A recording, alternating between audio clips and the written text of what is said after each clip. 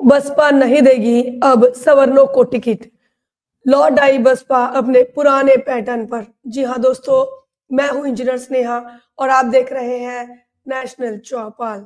साथियों, बता दें, बहुजन समाज पार्टी की राष्ट्रीय अध्यक्ष बहन कुमारी मायावती जी ने अपने जन्मदिन के मौके पर ही ये बड़ी बात कह दी थी और ये बताया था कि बहुजन समाज पार्टी किस पैटर्न पर काम करती है।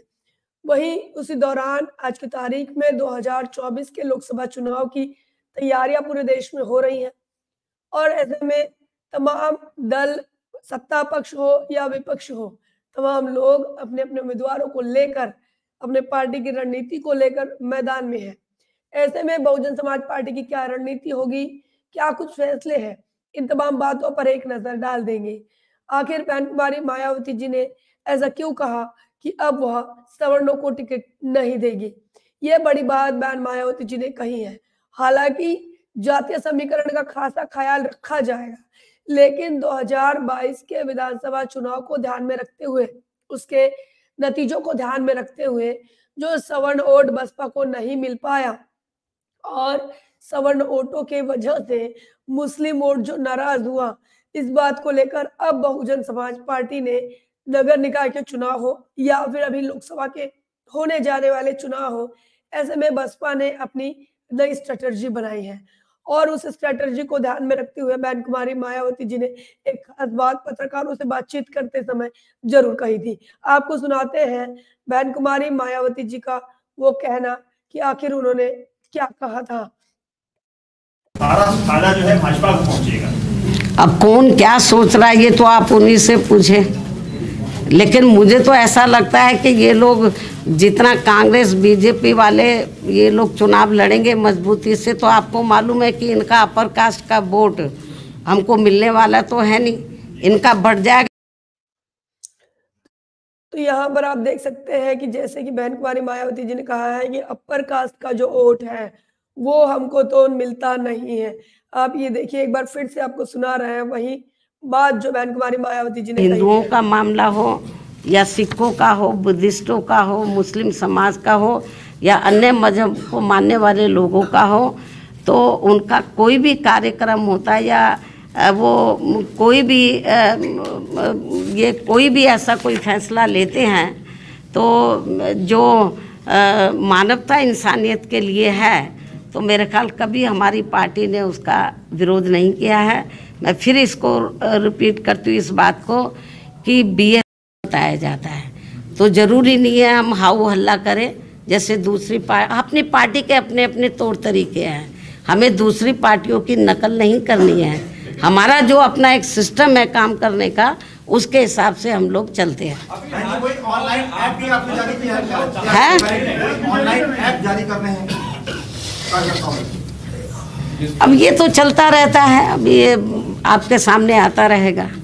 हाँ, हाल के चुनाव में मैडम, हाल के चुनाव में जो मत दहाई से इकाई रह गया है और ऐसी स्थिति में किस तरह से आपका ये मत प्रतिशत बढ़ेगा? राजनीति में उतार चढ़ाव आते रहते हैं। एक सवाल बहन जी और करना चाह रहा था कि ये कहा जा रहा है कि अगर गठबंधन बसपा नहीं करती है तो सारा फायदा जो है भाजपा को पहुंचेगा। अब कौन क्या सोच रहा है ये तो आप उन्हीं से पूछे, लेकिन मुझे तो ऐसा लगता है कि ये लोग जितना कांग्रेस बीजेपी वाले ये लोग चुनाव लड़ेंगे मजबूती से, तो आपको मालूम है कि इनका अपर कास्ट का वोट हमको मिलने वाला तो है नहीं, इनका बढ़ जाएगा। तो यहाँ पर बहन कुमारी मायावती जी ने बड़ी बात कह दी है। उन्होंने कहा है कि अगर कांग्रेस और भाजपा जो है मजबूती से चुनाव लड़ते हैं तो इनका अपर कास्ट का वोट जो है वो बढ़ जाएगा और अगर बढ़ जाएगा तो बसपा को फायदा होगा। बहन मायावती जी ने ये कहा कि अपर कास्ट का वोट बहुजन समाज पार्टी को नहीं मिलता है। याद दिला दे 2022 के विधानसभा चुनाव की आपको, तो उसमें बहुजन समाज पार्टी ने सवर्ण वोटों को साधने का बड़ा फैसला किया था। 2017 की तौर पे 2007 की तौर पर बहन कुमारी मायावती जी का ये मानना था कि जिस प्रकार से 2007 में दलित, मुसलमान और सवर्ण एक साथ आए थे और बहुजन समाज पार्टी की पूर्ण बहुमत की सरकार बनी थी, तो ऐसे में बहुजन समाज पार्टी को फायदा हुआ था जब सवर्ण वोट बसपा को मिला था, लेकिन उस समय भारतीय जनता पार्टी उतनी मजबूत नहीं थी। आज की तारीख में बीजेपी भी ये दावा करती है हिंदुत्व के एजेंडे को लेकर, और इस बात का भी दावा करती है कि वही सबसे बड़ी देशभक्त है, वही सबसे बड़ी हिंदू धर्म की हितैषी है। वही उत्तर अगर बात करें कांग्रेस की, तो कांग्रेस भी सेकुलरिज्म का चोला पहनी जरूर रहती है, लेकिन जब धर्म की बात होती है तो जनेऊ दिखाने का काम राहुल गांधी भी करते हैं। तो कौन कट्टर हिंदुत्व है, इसकी एक कंपटीशन, इसकी एक स्पर्धा जो है वो लगातार कांग्रेस बीजेपी में चल रही है। तो ऐसे में साथियों, बहन कुमारी मायावती जी का ये कहना है कि ये सवर्ण वोटों को साधने का प्रयास कर रहे हैं, और हिंदुत्व के एजेंडे पर सबसे ज्यादा जो आकर्षित होता है वो सवर्ण है। वही बात करें दलितों, पिछड़ों और मुस्लिमों की, तो ये लगातार इनका उत्पीड़न, इनका शोषण होते आया है। कुछ ओबीसी और कुछ पिछड़ा वोट अगर छोड़ दिया जाए तो ऐसा भी समाज है उत्तर प्रदेश के अंदर जो हिंदुत्व के नाम पर वोट देना नहीं चाहता, और इसलिए बहन कुमारी मायावती जी ने ये कह दिया है कि सवर्णों का वोट बसपा को नहीं मिलता, और इसीलिए अब नई स्ट्रेटजी बनाई बसपा ने कि अब से सबसे ज्यादा बहुजन समाज पार्टी दलितों, मुसलमानों और पिछड़ों पर ही दाव लगाएगी। पिछड़ों को सबसे ज्यादा जो जनरल कैटेगरी की सीटें हैं, जनरल टिकटों पर पिछड़े उम्मीदवार दिया जाएगा, और इसी के साथ साथ दलित और मुस्लिम समीकरण को खास ध्यान में रखा जाएगा।